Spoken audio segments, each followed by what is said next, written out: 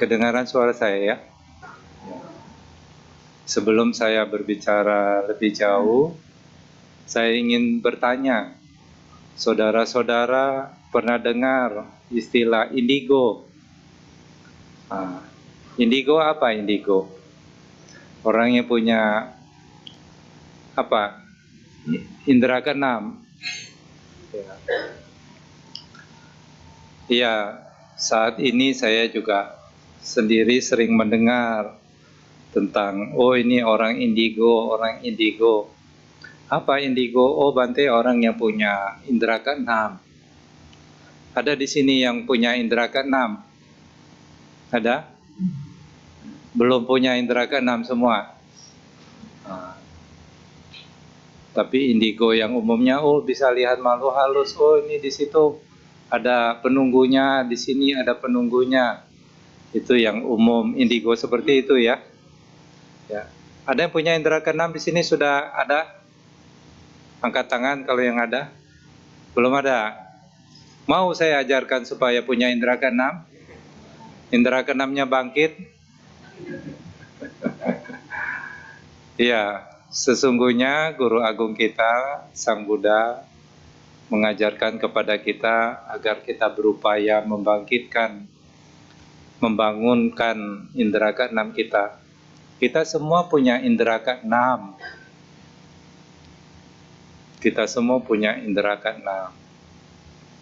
Umumnya orang yang tidak mengerti, yang mereka tahu hanya panca indera.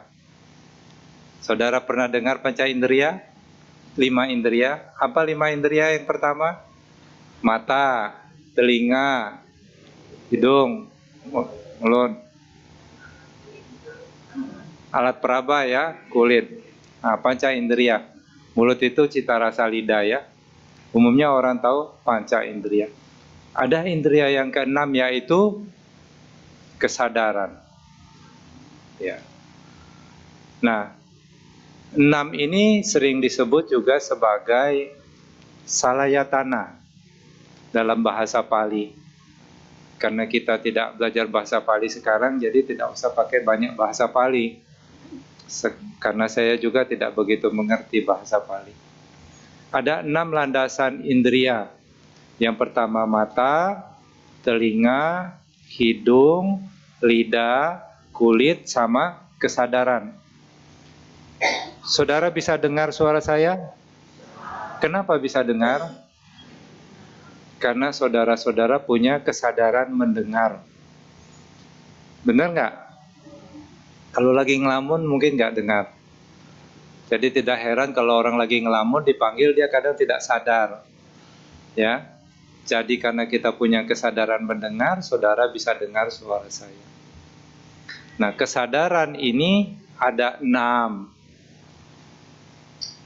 Kalau kita melihat, saudara bisa lihat saya duduk di depan, berarti saudara punya kesadaran melihat. Saudara bisa dengar suara saya, berarti saudara punya kesadaran mendengar. Saudara kalau makan tahu beda rasa asin, rasa pedas, rasa manis, tahu bedanya? Berarti saudara punya kesadaran merasa, punya kesadaran lidah. Kulitnya kalau bersentuhan dengan objek yang kasar atau yang halus atau panas, dingin, bisa tahu? Berarti punya kesadaran merasa sentuhan. Ya. Kadang-kadang muncul ingatan tidak di dalam batin saudara? Tahu? Muncul ingatan tentang masa lalu. Kadang-kadang juga muncul rencana-rencana di dalam pikiran kita. Diketahui tidak? Diketahui berarti saudara punya kesadaran berpikir. Nah, ini 6 jenis kesadaran. Jadi kita tahu karena kita punya kesadaran, ini sangat penting untuk kita kembangkan.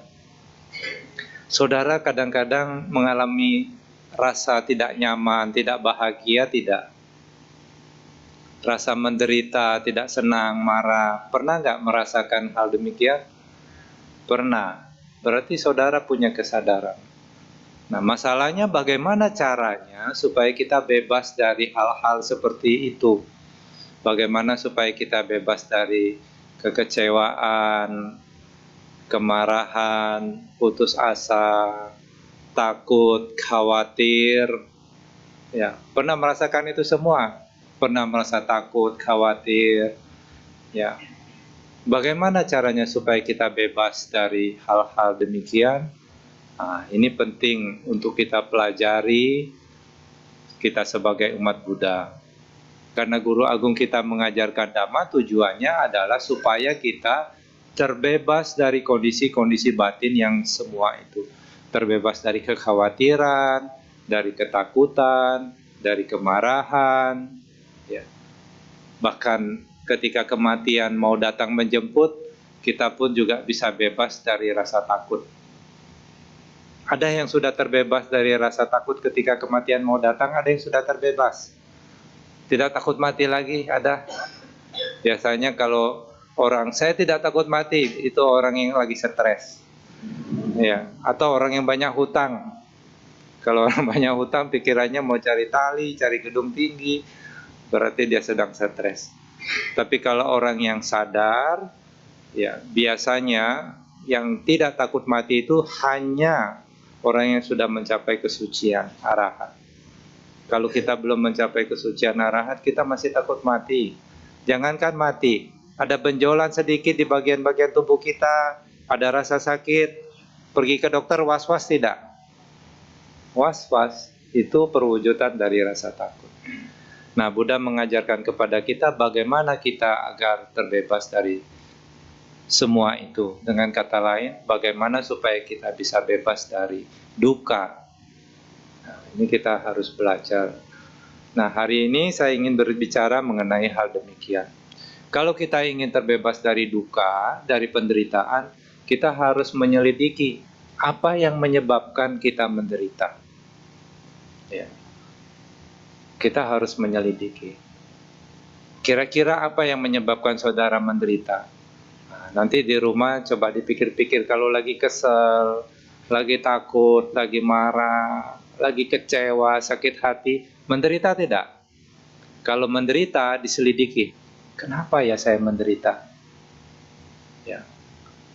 Jadi penderitaan bisa muncul dari mana? Dari pikiran. Satu pintu. Penderitaan bisa muncul dari mata tidak?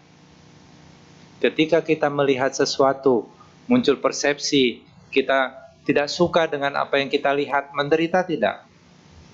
Menderita. Kalau kita suka dengan apa yang kita lihat, menderita tidak? Senang. Penderitaan juga bisa muncul dari telinga, dari lidah, ya, dari kulit, dari 6 panca indera. Penderitaan bisa muncul. Oleh karena itu, supaya kita tahu kapan penderitaan itu muncul, kita harus waspada, mengembangkan kesadaran. Ya. Saudara bisa dengar suara saya, berarti saudara punya kesadaran mendengar.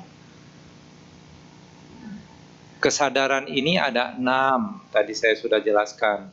Melihat, mendengar, cita rasa, ya, mencium bebauan, objek-objek yang bisa disentuh oleh kulit maupun kesadaran pikiran. Dan kesadaran ini setiap saat ada selama saudara belum tertidur. Ya. Jadi, bagaimana caranya kita mengembangkan kesadaran? Sering-seringlah kita bertanya ke dalam batin kita sendiri, saat ini apa yang saya sedang rasakan? Ketika saudara lagi diam, saudara bisa mengamati napas masuk, napas keluar. Tahu ada napas masuk, ada napas keluar, tahu? Kenapa bisa tahu? Karena ada kesadaran. Nah, itu satu cara agar kita selalu punya kesadaran. Jadi sering-sering bertanya, apa yang sedang saya pikirkan? Apa yang sedang saya rasakan? Ya. Batin saya dalam kondisi seperti apa? Itu cara kita mengembangkan kesadaran. Karena yang menyebabkan manusia tidak lain adalah kontak. Kontak mata, kontak telinga, kontak hidung, kontak lidah. Ketika kontak terjadi, perasaan bisa muncul. Kalau AC-nya ini dimatikan, ruangan ini, ya, maka akan terasa panas. Kenapa kita terasa panas? Karena udara kontak dengan kulit kita. Ketika terasa panas, panas itu merupakan satu persepsi, muncul perasaan. Perasaan apa? Menyenangkan, tidak menyenangkan, atau biasa-biasa saja. Kalau orang yang tidak suka panas, perasaannya senang tidak ketika tersentuh dengan rasa panas? Tidak senang. Menderita atau bahagia? Menderita. Nah, ini harus kita amati. Jadi penderitaan ini selalu ada di dalam diri kita sendiri. Orang yang tidak mengerti, yang menyebabkan dirinya menderita adalah sesuatu yang di luar, karena panas orang menderita. Tetapi kalau kita menyelidiki lebih dalam, yang membuat kita menderita sebetulnya bukan karena panasnya, tapi karena ketidaksukaan kita terhadap panas tersebut. Nah, karena perasaan, begitu kontak muncul, maka akan muncul perasaan. Ketika muncul perasaan, perasaan itu ada 3 jenis. Perasaan menyenangkan, tidak menyenangkan, atau biasa-biasa saja, atau netral. Kalau kita mengembangkan kesadaran di dalam diri kita, kita menjaga 6 pintu indera tadi, ya, maka kita akan tahu. Ketika lidah kita kontak dengan cita rasa, akan muncul perasaan atau tidak? Muncul perasaan. Kalau sesuai dengan keinginan kita, maka perasaan menyenangkan bisa muncul. Ketika muncul perasaan menyenangkan, muncul lagi tidak bentukan-bentukan pikiran yang lain? Ingin tambah misalnya, muncul tidak? Muncul tidak? Nah, kalau kita mengembangkan kesadaran, kita akan tahu. Nah, tetapi kalau kita tidak punya kesadaran, maka hidup kita akan disetir oleh perasaan. Begitu kontak terjadi, muncul menyenangkan atau tidak menyenangkan umumnya. Kalau tidak menyenangkan, apa yang akan dilakukan? Tolak. Kalau itu yang menyenangkan, kita akan menikmatinya. Kita akan bahagia di situ. Kita akan melekati perasaan tersebut. Betul tidak? Dan ini terjadi di dalam diri kita masing-masing. Apapun bentuk perasaan yang muncul, baik itu menyenangkan maupun tidak menyenangkan, kalau kita tidak menyadarinya, maka hidup orang demikian yang menyetir adalah suka atau tidak suka. Kalau tidak suka, tolak. Kalau suka, kejar, dapatkan, nikmati, kemudian genggam. Ini yang terjadi di dalam batin kita masing-masing. Kalau ini terus kita lakukan, maka kita tidak bisa bebas dari penderitaan. Kenapa demikian? Karena apapun bentuk perasaan yang menyenangkan yang pernah kita alami, berubah tidak? Berubah. Ketika tadinya senang, ketika perubahan terjadi, berubah tidak perasaannya? Perasaannya juga berubah, dari senang menjadi tidak senang. Nah, inilah yang harus kita kembangkan, indera ke-6, yaitu indera kesadaran. Menyadari setiap perasaan yang muncul, ya, menjaga pintu-pintu indera kita, 6 indera kita jaga, selalu waspada. Waspada itu seperti orang yang di lingkungannya banyak maling rumahnya, ya, ada bunyi keltek sedikit aja langsung dia sadar gitu. Jadi waspada. Ada satu perumpamaan yang bagus, Sang Buddha memberikan perumpamaan bagaimana kita mengembangkan kewaspadaan. Seperti orang yang disuruh bawa mangkuk yang isinya minyak sampai full, sampai bibir mangkuknya. Di belakang orang tersebut ada orang yang membawa pedang. Satu tetes saja minyak ini tumpah, maka saya akan tebas leher kamu dengan pedang ini. Sementara orang itu disuruh lewat di depan keramaian, orang yang sedang nari-nari atau hiburan. Kira-kira dia mau perhatikan tidak itu orang yang sedang atraksi nari-nari atau apa? Dia akan fokus menjaga agar minyaknya tidak tumpah. Itulah cara kita mengembangkan kesadaran. Jadi kalau kita sadar, maka hidup kita tidak lagi disetir oleh perasaan. Kalau hidup kita masih disetir oleh perasaan, ini akan sangat melelahkan. Perasaan terus berubah tanpa bisa kita kendalikan. Ada yang bisa mengendalikan perasaan di sini? Perasaanku, jangan pernah muncul perasaan tidak menyenangkan dalam diriku ya. Bisa kita berkata demikian? Tentu tidak bisa. Perasaan muncul karena kondisi-kondisi. Perasaan muncul karena ada kontak melalui 6 indria. Kalau orang telinganya misalnya tunarungu, telinganya tidak bisa mendengar, bisa muncul tidak perasaan dari telinga? Tidak muncul. Orang ngomong apa tentang dia tidak dengar, kira-kira bisa jengkel tidak? Tidak bisa jengkel. Gitu. Misalnya orang yang penglihatannya buta, ya, bisa muncul perasaan dari mata? Tidak muncul. Kenapa? Dia tidak bisa melihat. Jadi, kita harus menjaga pintu-pintu indera kita. Supaya apa? Supaya perasaan-perasaan yang menyenangkan maupun tidak menyenangkan ketika muncul, kita sadari itu hanya sebagai perasaan, bukan milik kita. Kalau itu perasaan milik kita, kita bisa atur. Nyatanya, kita tidak bisa atur perasaan kita. Kalau kita lagi jengkel, merasa tidak senang, ini perasaan tidak senang. Kemudian, saya tidak mau perasaan tidak senang. Seketika bisa hilang tidak? Tidak bisa kita hilangkan seketika. Dia biasanya hilangnya perlahan-lahan. Kita tidak punya kendali. Oleh karena itu, kita harus mengembangkan kesadaran. Ya. Jadi penderitaan itu muncul karena kita menggenggam. Kenapa kita menggenggam? Karena kita memberikan nilai-nilai yang tinggi, yang bagus, ya. Maka muncullah yang namanya kemelekatan. Kalau ada kemelekatan berarti di situ ada nafsu, keinginan. Tidak mendapatkan yang diinginkan itu duka. Kalau seseorang tidak menginginkan apa-apa, ya, maka tidak akan pernah kehilangan apa-apa. Tapi Bante, kalau orang tidak menginginkan apa-apa terus hidup bagaimana? Ya, kita kan harus bekerja begini. Tentu hal demikian itu keinginan-keinginan yang bagus. Buddha tidak menyarankan kita untuk menghapus semua keinginan, dan itu tidak mungkin terjadi.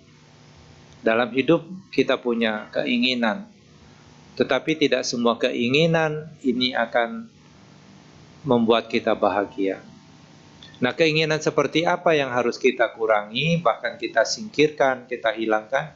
Keinginan yang didorong oleh nafsu untuk memuaskan diri sendiri. Keinginan lidah, kalau makan harus yang enak-enak. Keinginan melihat, kalau bisa yang bagus-bagus. Hanya memuaskan indria, inilah keinginan yang akan menyeret kita kepada penderitaan. Kalau orang hanya ingin makan yang enak-enak, ketika lidahnya ketemu makanan yang enak, dia akan bahagia. Tetapi masalahnya, bisa tidak kita selalu ketemu dengan makanan yang enak-enak? Tidak bisa. Begitu kita tidak ketemu dengan makanan yang tidak enak, menderita. Dan hidup hanya memuaskan nafsu keinginan, ini hidup yang sangat melelahkan. Capek. Ya. Semakin banyak keinginan di dalam diri seseorang, maka hidupnya akan semakin capek. Mau hidup yang capek? Tentu kita tidak mau hidup kita capek. Caranya bagaimana supaya hidupnya tidak capek? Kita harus mulai memilah-milah. Kita harus mulai menyelidiki. Ini keinginan atau ini kebutuhan? Makan keinginan atau kebutuhan? Tentu makan kebutuhan. Setiap makhluk butuh makanan. Tapi kalau cita rasa enak, ini keinginan atau kebutuhan? Keinginan. Sudah tahu bedanya ya, keinginan dengan kebutuhan? Pakaian kebutuhan atau keinginan? Kebutuhan. Kalau saudara keluar tidak pakaian, saudara dibawa ke rumah sakit ODGJ. Ya, orang dengan gangguan jiwa. Tentu pakaian kebutuhan. Tapi kalau brand, kalau merek, kebutuhan bukan. Keinginan. Jadi kalau hidup kita gunakan untuk memuaskan keinginan, hidup kita jadi capek. Semakin hari kita tambah kuat atau tambah lemah? Tambah lemah, tambah hari kita tambah tua. Energi kita tambah hari tambah berkurang. Sementara keinginannya tidak kurang-kurang, nanti badan kita tidak kuat. Kalau badannya tidak sanggup memenuhi keinginan, maka akan menimbulkan konflik, sakit.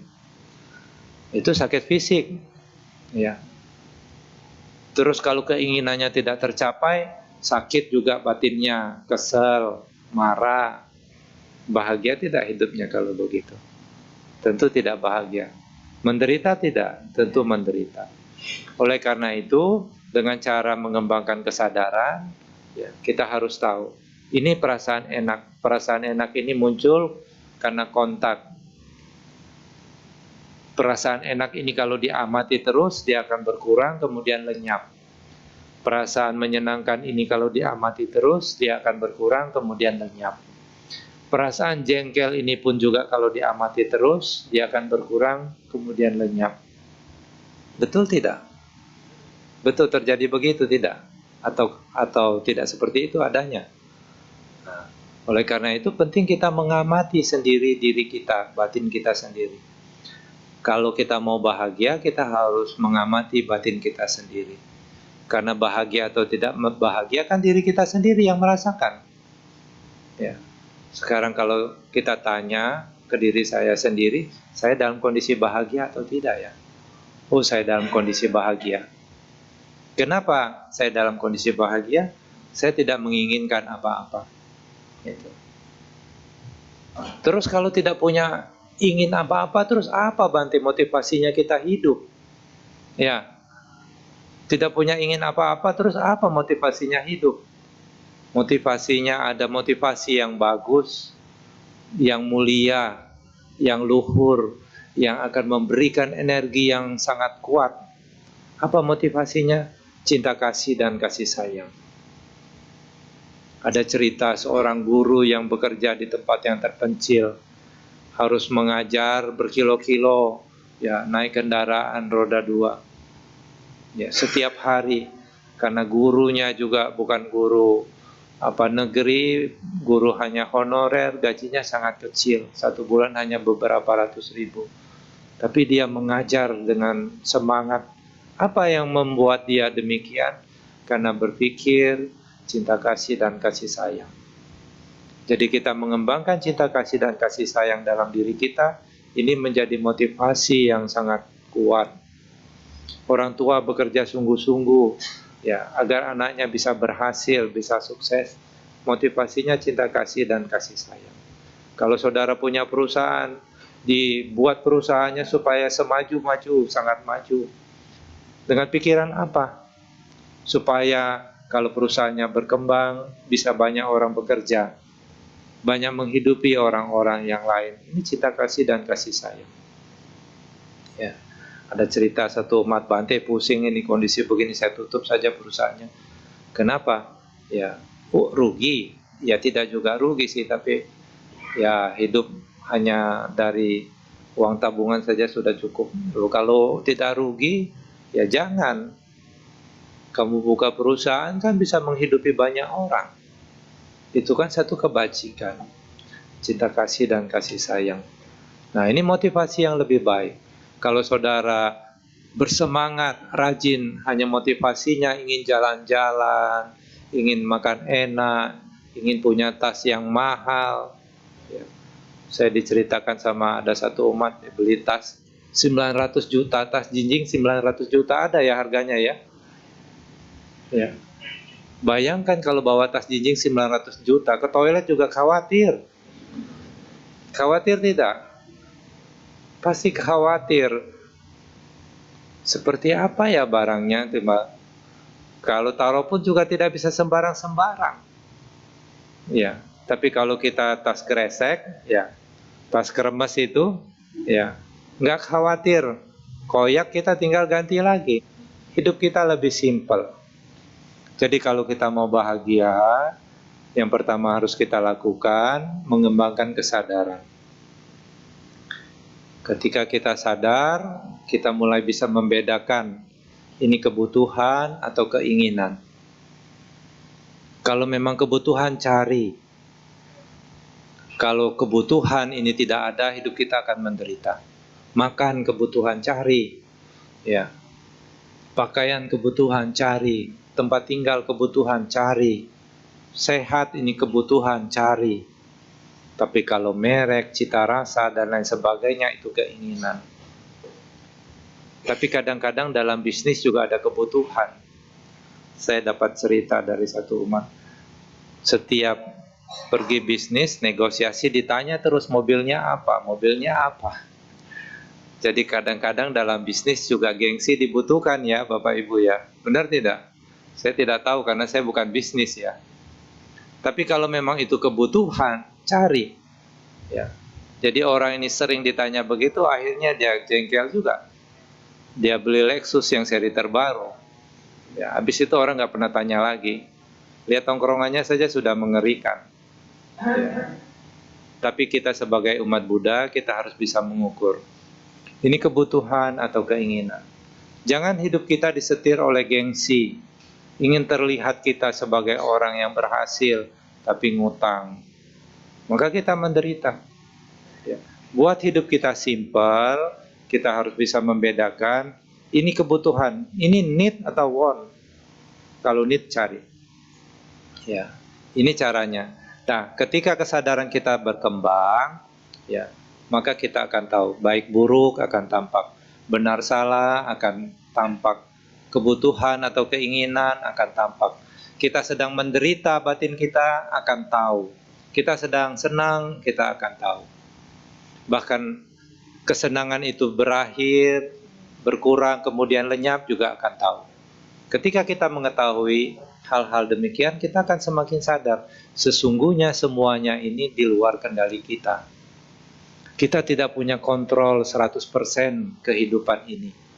Kalau orang berpikir ini tangan saya, kenapa begitu? Karena saya bisa perintahkan tangan saya. Saya bisa perintahkan tangan saya untuk angkat botol, ini tangan saya. Itu pandangan salah. Tangan ini bisa diperintah bukan cuma karena ada niat. Bisa bergerak bukan cuma hanya ada niat.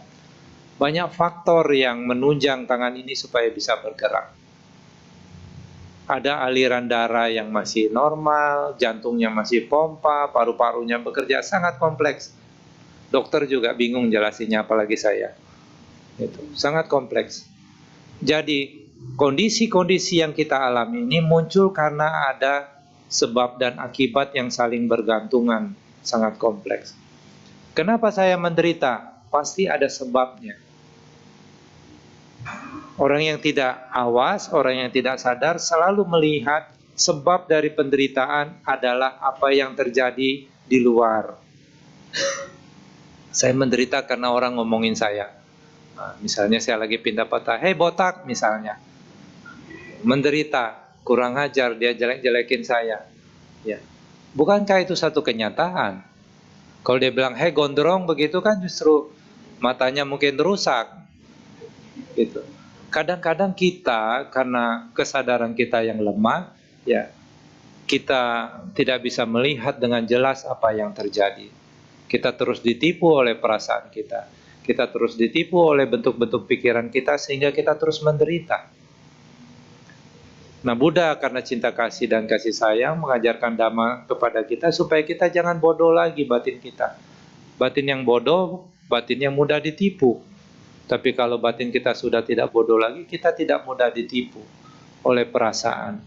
Perasaan ini muncul ada sebab. Apa sebabnya? Karena kita menginginkan. Kita ingin dipuji, kita ingin dihargai, ternyata orang tidak menghargai kita. Menderita tidak? Menderita. Jadi bukan karena orang mengata-ngatai kita, orang tidak memuji kita, kita menderita. Kita menderita karena keinginan kita sendiri. Akar dari penderitaan itu ada di dalam diri kita sendiri. Inilah yang harus kita lihat. Jadi karena ada nafsu keinginan, ya, maka muncullah penderitaan. Inilah yang Sang Buddha ajarkan kepada kita. Nandi samudaya, duka samudayo. Kalau di situ ada nafsu keinginan, maka ada penderitaan. Coba saudara amati batin saudara sendiri. Jangan percaya apa yang saya katakan. Saudara pernah mengalami yang namanya penderitaan kan? Pernah tidak? Coba selidiki. Kalau tidak pernah lagi, ajarkan kepada saya caranya gimana. Gitu. Kalau saya mengamati diri saya sendiri, yang menyebabkan saya menderita tidak lebih adalah apa yang terjadi pada diri saya sendiri. Ketika saya menginginkan sesuatu tidak sesuai dengan harapan saya, ya, menderita. Tetapi ketika saya bisa menerima apa yang terjadi, saya bisa melihat apa yang terjadi sebagai satu hal yang wajar, satu hal yang biasa, maka tidak ada penderitaan di dalam diri saya. Percaya tidak? Percaya tidak? Nah, jangan percaya. Ya, jangan percaya saja. Saudara harus membuktikan sendiri ke dalam diri saudara sendiri. Ya, sebagai umat Buddha kita harus punya kecerdasan. Jadi umat Buddha yang cerdas. Jangan percaya kata Bante, jangan percaya kata Acan, kata Lumpo. Tidak semua Bante juga bagus. Ya, saudara kan baru kenal saya. Benar nggak? Ada yang pertama kali baru lihat saya? Ada tidak? Bagaimana saudara bisa mempercayai orang yang saudara baru kenal? Benar nggak? Jadi kita harus cerdas, diselidiki. Walaupun dia Bante, diselidiki. Kata-katanya benar nggak? Jadi umat Buddha yang cerdas. Berpikir, jangan percaya begitu saja. Kalau percaya begitu saja, nanti jadi umat Buddha yang bodoh. Nanti saya suruh jihad, semuanya ikut jihad. Ya, ya, kita harus membela Buddha, gitu. Jadi tidak seperti itu. Jadi berpikir, ya, selidiki. Bante ini ngomong benar nggak ya? Kalau nggak percaya justru bagus. Tapi jangan begitu saja berhenti. Karena tidak percaya coba selidiki. Yang menyebabkan saya menderita karena keinginan saya. Saya tidak suka. Ketidaksukaan itulah yang menyebabkan kita menderita. Jadi mengembangkan kesadaran satu hal yang penting. Kenapa? Supaya kita tidak bodoh. Caranya bagaimana? Latihan meditasi. Ya. Kelebihan dari ajaran Buddha ini ada terletak di sini, mengembangkan kesadaran. Buddha tidak hanya mengajarkan berbuat baik, ya, kemarin sudah pindah patah, ya, berdana, itu satu bentuk perbuatan baik. Buddha tidak berhenti di situ. Buddha juga mengajarkan menjaga kemoralan.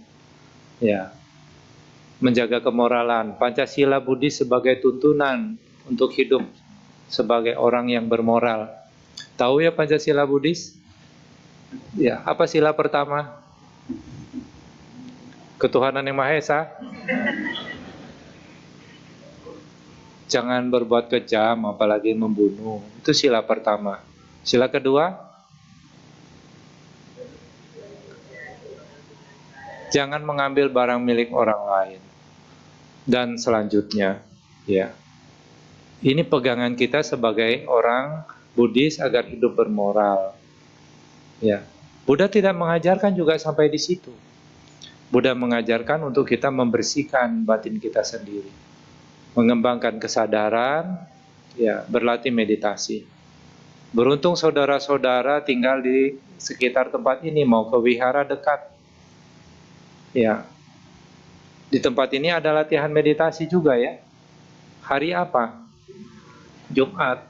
Sebanyak ini kalau setiap hari Jumat? Tidak. Oh. Jumat pagi, siang, malam? Malam. Jadi kalau ada kesempatan, datanglah ke wihara, latihan meditasi. Untuk siapa? Bukan untuk wiharanya supaya ramai. Untuk diri saudara sendiri. Apa bedanya Bante? Meditasi juga bisa di rumah, betul. Tapi nggak banyak yang sehebat itu di rumah meditasi. Di sini di rumah latihan meditasi. Siapa yang latihan meditasi di rumah tiap hari? Paling 1-2 orang. Selebihnya drakor, ya, sinetron. Jadi kalau kita berlatih meditasi sama-sama di wihara, satu sama lain saling menyemangati.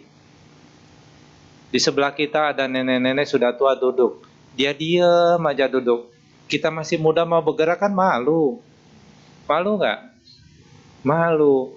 Orang lain bisa duduk kok saya nggak bisa, saya juga harus bisa. Jadi semangat, saling menyemangati.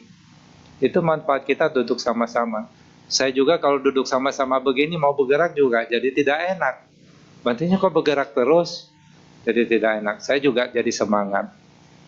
Jadi datanglah ke wihara, ya, mengembangkan kesadaran, berlatih meditasi. Saudara harus tahu yang menyebabkan kita menderita bukan orang lain, tapi diri kita sendiri. Bagaimana cara kita mempersepsikan sesuatu, bagaimana kita bereaksi terhadap sesuatu, inilah yang menyebabkan kita menderita. Jadi jangan datang ke wihara dengan harapan Buddha mengangkat penderitaan saudara, ya. Salah alamat kalau datangnya ke wihara. Kalau datang ke wihara untuk memperoleh pengetahuan, untuk memperoleh pandangan yang benar, saudara sudah datang ke tempat yang tepat.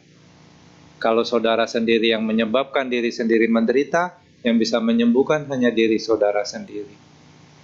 Ya, dengan cara miliki pengetahuan yang benar, mengembangkan kesadaran. Nandi niroda, duka nirodo. Kalau tidak ada nafsu keinginan, maka tidak ada penderitaan. Ya. Saya tidak ingin sakit. Orang yang begitu menderita tidak? Ketika dia mengalami sakit, menderita. Saya tidak ingin jadi tua. Ketika menjadi tua, menderita. Saya tidak ingin mengalami kematian. Ketika mengalami kematian, menderita. Saya tidak ingin berpisah dengan yang saya senangi, yang saya cintai. Ketika terjadi perpisahan, menderita. Jadi kalau mau ingin sesuatu, boleh menginginkan sesuatu, tapi menginginkan sesuatu yang wajar.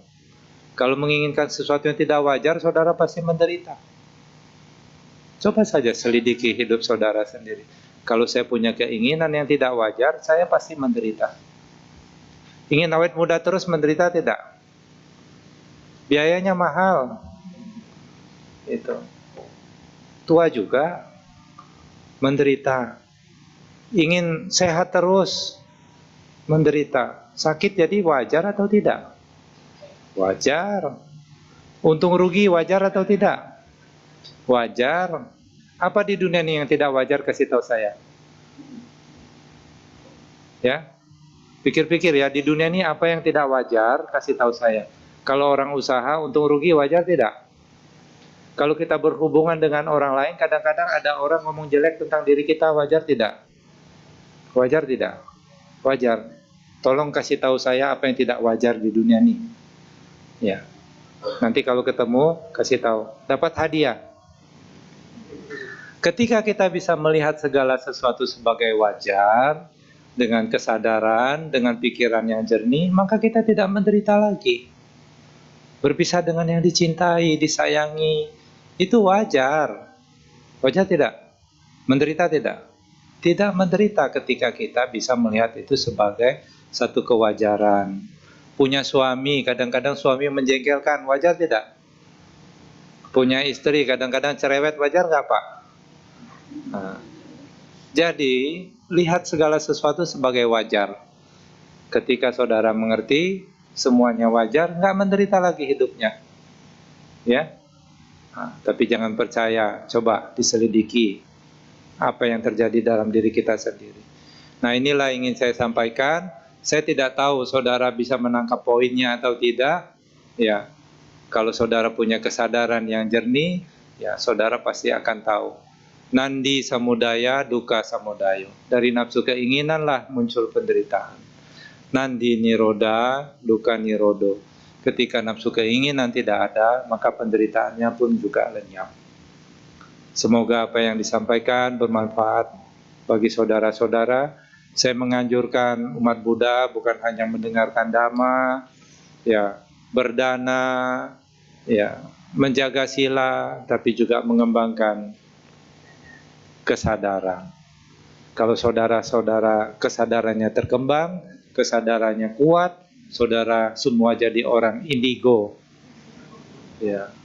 Kalau indigo bisa lihat makhluk halus, nggak banyak manfaat. Apa manfaatnya bisa lihat makhluk halus? Minta nomor.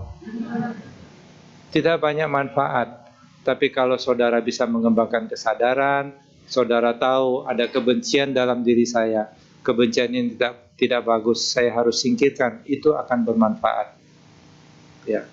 Ini ada pikiran baik dalam diri saya, pikiran baik ini bermanfaat, harus saya wujudkan jadi ucapan dan perbuatan, ini bermanfaat. Inilah caranya agar kita menjadi orang yang indigo, ya, dengan mengembangkan indera keenam, yaitu indera kesadaran, tahu apa yang sedang terjadi di dalam diri kita. Semoga saudara-saudara semua berbahagia. Saya ucapkan terima kasih. Sabisata Bhavantu Sukhitata. Semoga semua makhluk hidup berbahagia.